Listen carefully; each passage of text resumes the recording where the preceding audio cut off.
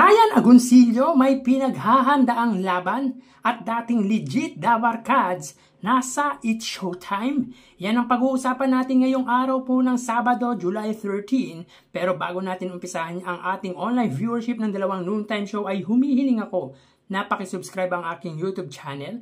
Pakiclick ang bell icon para una kayong manotify sa mga bagong video na ilalabas ko.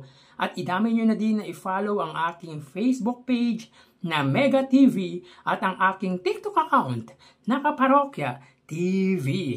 Maraming salamat! Sa mga kaparokya, pag-usapan natin si legit Dabarkads Ryan Agoncillo. So kung taga-subaybay ka ng Eat Bulaga, for sure alam nyong na up to this moment po mga kaparokya ay hindi pa po nakakabalik sa Eat Bulaga si Ryan Agoncillo. Unang napabalita na nasa ibang bansa siya kasama ang pamilya para suportahan ang anak na si Lucho sa kanyang football competition.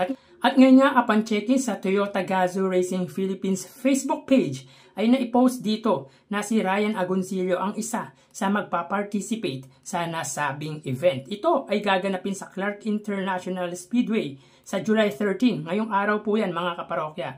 So, isa ito sa dahilan kung bakit nakalive ang asawa ni Judy Ann Santos sa Eat Bulaga. So talagang pinaghahandaan ito ni Ryan Agoncillo para sa kanyang nalalapit na laban sa 2024 Toyota Gazoo Racing Philippines. So good luck and congratulations in advance kay Ryan Agoncillo. Samantala, isang dating legit Dabarkads ang bumisita sa Madlang People noontime show na It's Showtime. Sa opening nga ng It's Showtime, nag-perform ang dating ka-love team ni Maine Mendoza na si Alden Richards. So syempre kahit sabihin natin na wala na sa Eat Bulaga si Alden, alam niya sa sarili niya at sa puso niya na Eat Bulaga pa din at di niya ipagpapalit ang noontime show na nagpasikat sa kanya ng husto.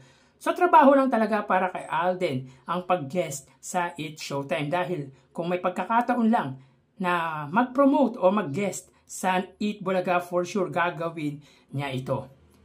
So tara ating alamin ang online viewership ng dalawang bigating noontime show.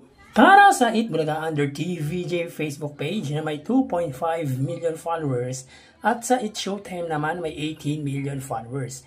So as of 12:28, may kita po natin dito na ang It's Showtime po ay may kasalukuyang segment na especially for you. Samantalang ang Eat Bulaga naman po sila ay may segment na Gimme 5. So dito may kita po natin ang It's Showtime ay may 9.7 thousand viewers at ang Eat Bulaga naman po ay may 6.7 thousand live viewers. So again, as of 12:29 PM, ang Eat Showtime ay may 9.9 thousand viewers at ang Eat Bulaga naman po ay may 6.7 thousand live viewers. So mapunta naman po tayo sa TV Network YouTube channel. At unahin po natin ang GMA Network YouTube channel na may 35.7 million subscribers.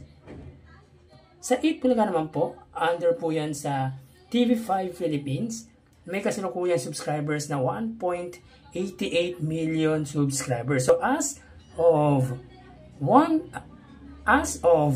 12:29 PM, ang It's Showtime under GMA Network sila ay may 9.2 thousand viewers. Ang Eat Bulaga naman po under TV5 Philippines, sila po ay may 37,000 viewers.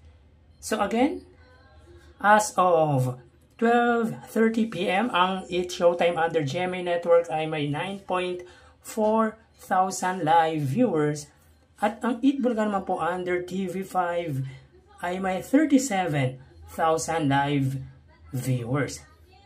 So mapunta naman po tayo sa main YouTube channel ng dalawang noontime show.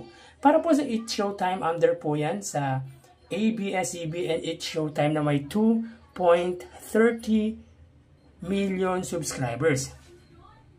Samantalang sa Eat Bulaga naman po under Eat Bulaga TVJ YouTube channel na may kasalukuyang subscribers na 1.05 million. So as of 12:30 PM, ang It's Showtime po sila ay may 56,000 viewers.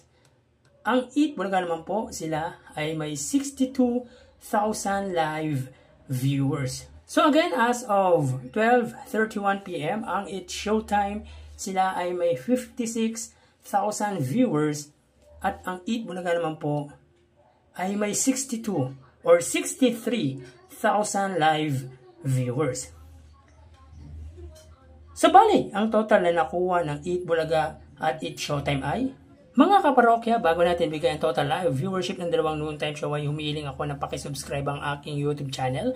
Pakiclick ang bell icon para una kayong manotify sa mga bagong video na ilalabas ko. At pakidamay nyo na din na i-follow ang aking Facebook page na Mega TV at ang aking TikTok account na Kaparokya TV.